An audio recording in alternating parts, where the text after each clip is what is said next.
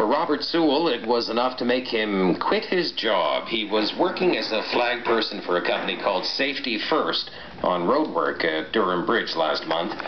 It was hot, and Sewell was drinking water. What he wasn't able to do was take a bathroom break. Sewell says there was no one to take his place, directing cars to either slow down or stop completely, and if he left his post, there could be a crash in the construction zone. It left Sewell with a choice he didn't want to make. Robert Sewell spoke on location with the CBC's Catherine Harrop. Well, I was a flag person on position here at the bridge there, and it ended up that the break schedule wasn't followed, and I ended up urinating in my pants. Why? Well, usually it's up to the agent on site to, to determine the break schedule for that day, and sometimes they just aren't too good about it, I guess. You've never had that problem before? I always give my breaks to flaggers that work for me, so it's important that they have their breaks, especially when it's as hot as a day like today, and you have to drink water, to prevent from dehydration. So.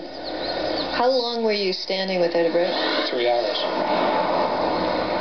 What kind of rules about that does the company have? Well, I don't think the company gives as much consideration to it as possible, but labor standard says, a half hour for every 5 hours of work, and bathroom breaks have to be provided.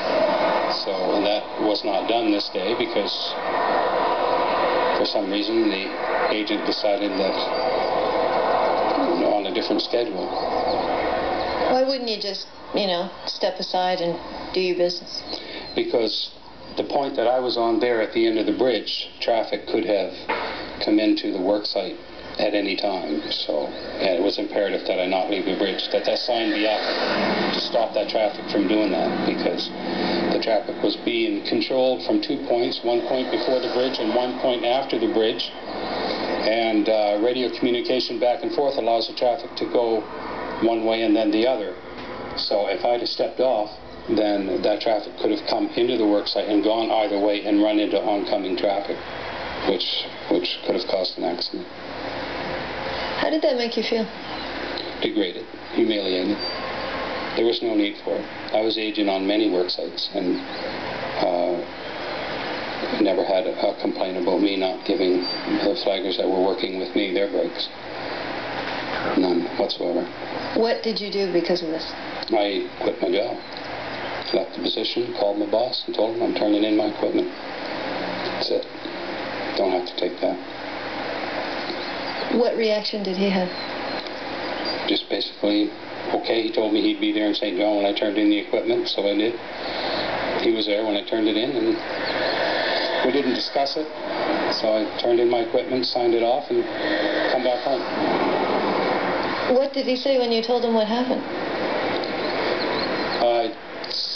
He didn't say much. I really wasn't in the mood for discussing it. I was quite upset. I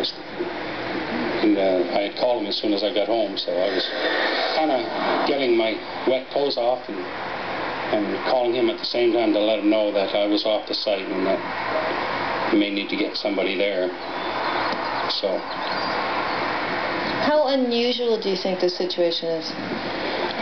Well, I know personally of people that have spent long hours on the road without a break, as many as 15 hours.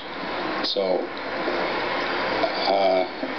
it happens quite regularly. Break schedules are not followed, and it's almost a regular occurrence. Former flagman Robert Sewell, he was speaking with the CBC's Catherine Harrop. CBC News contacted Ed Hennessy, the co-owner of Safety First in Dartmouth, today.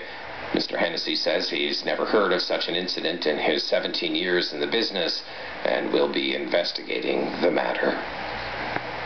5 before 6, here's Cape Breton's John Campbell-John.